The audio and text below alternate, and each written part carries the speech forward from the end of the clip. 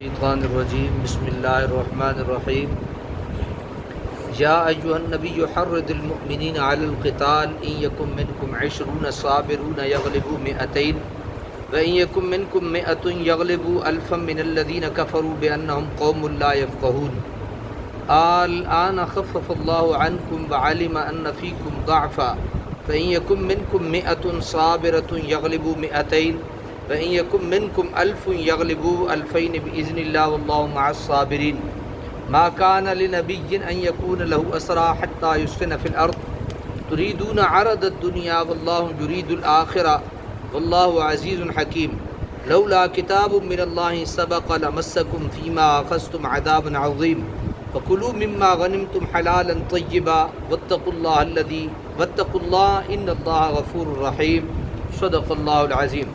آیت نمبر 64 سے لے کر آیت نمبر 69 تک سورہ الانفال پارہ 10 ہم سماعت کریں گے۔ یا ایھا النبی حرض المؤمنین، اے نبی برانگیختہ کیجئے مومنوں کو علی القتال، جہاد پر، برانگیختہ کرنا، ابھارنا۔ اے نبی مومنوں کو جہاد پر کیا کیجئے؟ برانگیختہ کیجئے۔ یعنی اگر مسلمان صبر کا دامن مضبوطی سے پکڑیں گے تو اپنے سے 10 گنا لشکر پر غالب آئیں گے۔ یہ جملہ اگرچہ خبریہ ہے لیکن معنوی لحاظ سے امر ہے کہ مسلمان 10 گنا طاقت کے سامنے ڈٹ جائیں اور قدم پیچھے نہ ہٹائیں۔ آگے ارشاد فرمایا نا، ان یکم منکم 20، اگر ہوں تم سے 20 آدمی، صابرون صبر کرنے والے، یغلبوا 200 تو وہ غالب آئیں گے 200 پر۔ یعنی 20 آدمی ہوں صبر کرنے والے تو کتنے پہ غالب آئیں گے؟ 200 پر۔ وَإِن يَكُن مِّنكُم 100 يَغْلِبُوا أَلْفًا مِّنَ الَّذِينَ كَفَرُوا، اور اگر ہوں تم میں سے 100 تو کتنے پہ غالب آئیں گے؟ جی 1000 پر۔ انگریزی مطلب گنتی ٹھیک ہے، ماشاءاللہ۔ تو صبر کر تو غالب آئیں گے 1000 کافروں پر۔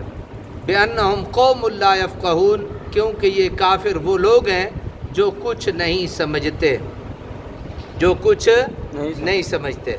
الآن خفف اللہ عنکم، اے مسلمانوں اب تخفیف کر دی ہے اللہ تعالیٰ نے تم پر۔ وعلم ان فیکم ضعفا، اور وہ جانتا ہے کہ تم میں کمزوری ہے۔ وَإِن یکم منکم 100 صابرۃ یغلبوا 200، تو اگر ہوئے تم میں 100 آدمی صبر کرنے والے تو وہ غالب آئیں گے 200 پر۔ پہلے کتنے تھے؟ نہ پہلے کتنے تھے؟ 20 تھے، تو وہ کتنے پہ غالب آ رہے تھے؟ 200 پہ۔ اب فرمایا کہ اگر 100 ہیں صبر کرنے والے تو غالب آئیں گے 200 پر۔ وَإِن يَكُن مِّنكُمْ أَلْفٌ، اور اگر ہوئے تم میں سے 1000 صابر، یغلبوا 2000 بإذن اللہ، تو وہ غالب آئیں گے 2000 پر۔ پہلے کیا تھا؟ 20 آدمی 200 پر اور 100 آدمی 1000 پر۔ اب تھوڑا سا یہ ذرا کام ماٹھا ہو گیا، کام تھوڑا ماٹھا ہو گیا۔ تو جناب ہن کیا ہو رہا ہے؟ ہن یہ ہو رہا ہے کہ اگر 100 آدمی 200 پر اور 1000 آدمی 2000 پر بإذن اللہ، اللہ کے حکم سے۔ واللہ مع الصابرین، اللہ تعالیٰ صبر کرنے والوں کے ساتھ ہے۔ سابقہ حکم کے کچھ عرصہ بعد دوسرا حکم نازل ہوا، یعنی پہلا وہ جو حکم نازل ہوا تھا نا 20 200 پہ اور 100 1000 پہ، اس کے بعد کچھ عرصے بعد دوسرا حکم نازل ہوا۔ پہلے حکم میں تخفیف کر دی گئی اور صرف اپنی سے دگنی تعداد کے سامنے سینہ سپر ہونے کا حکم دیا گیا۔ بہرحال یہ امر پیش نظر ہے کہ یہ وعدہ نام نہاد مسلمانوں سے نہیں، جو مصیبت اور آزمائش کے لمحات میں ہمت ہار کر بیٹھ جاتے ہیں، بلکہ ان سچے اہل ایمان سے ہے جو راہ حق میں پیش آنے والی ہر تکلیف کو خوشی سے برداشت کرتے ہیں۔ حالات کی سنگینیوں میں ان کا جوش ایمانی بڑھ جاتا ہے اور دشمن کی قوت و تعداد کو دیکھ کر وہ صبر کا دامن مضبوطی سے پکڑ لیتے ہیں اور فولادی چٹان بن کر کھڑے ہو جاتے ہیں۔ ما کان لنبی ان یکون له اسریٰ، نہیں مناسب نبی کے لیے کہ ہوں ان کے پاس جنگی قیدی، حتیٰ یسخن فی الارض، یہاں تک کہ غلبہ حاصل کر لے زمین میں۔ علامہ قرطبی اس آیت کی توضیح کرتے ہوئے لکھتے ہیں کہ یہ آیت بدر کے روز نازل ہوئی، اس میں صحابہ اکرام پر اللہ تعالیٰ نے عتاب فرمایا، اور اس کی وجہ یہ ہے کہ جب میدان بدر میں کفار کے قدم اکھڑے اور وہاں سے بھاگ نکلے تو بجائے اس کے کہ مسلمان اسی جوش و خروش سے ان کا تعاقب کرتے اور کفر و شرک کے ان سرغنوں کو موت کے گھاٹ اتار دیتے تاکہ کفر کی کمر ٹوٹ جاتی اور ان کے پرستاروں کی قوت و نخوت بالکل دم توڑ جاتی، وہ مال غنیمت اکٹھا کرنے اور قیدیوں کو جکڑ بند کرنے میں مشغول ہو گئے۔ چاہیے تھا کہ ان کو مار بھگا کے دور چھوڑ آتے، لیکن جب دیکھا کہ جیت گئے ہم تو اپنے کام میں لگ گئے، اور مسلمانوں کے اس طرز عمل سے بڑے بڑے کافر جان بچا کر نکلنے میں کامیاب ہو گئے اور سالہ سال تک مسلمانوں کے لیے تکلیف کا باعث بنے رہے۔ اگر اسی روز مال غنیمت جمع کرنے کے بجائے ان کفار کا کلمہ کما کر دیا جاتا تو کفر کی طاقت کا اسی روز خاتمہ ہو جاتا۔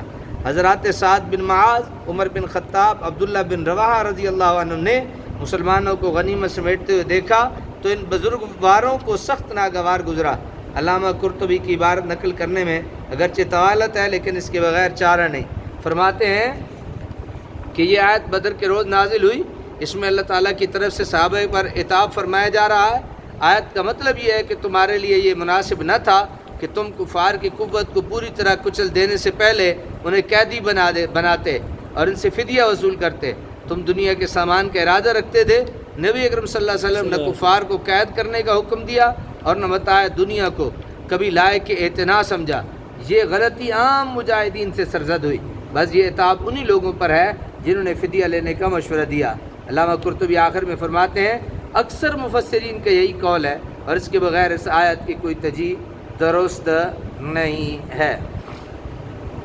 تریدون عرض الدنیا، تم چاہتے ہو دنیا کا سامان، واللہ یرید الآخرہ، اللہ چاہتا ہے تمہارے لیے آخرت، واللہ عزیز الحکیم، اللہ تعالیٰ بہت بڑا غالب اور دانا ہے۔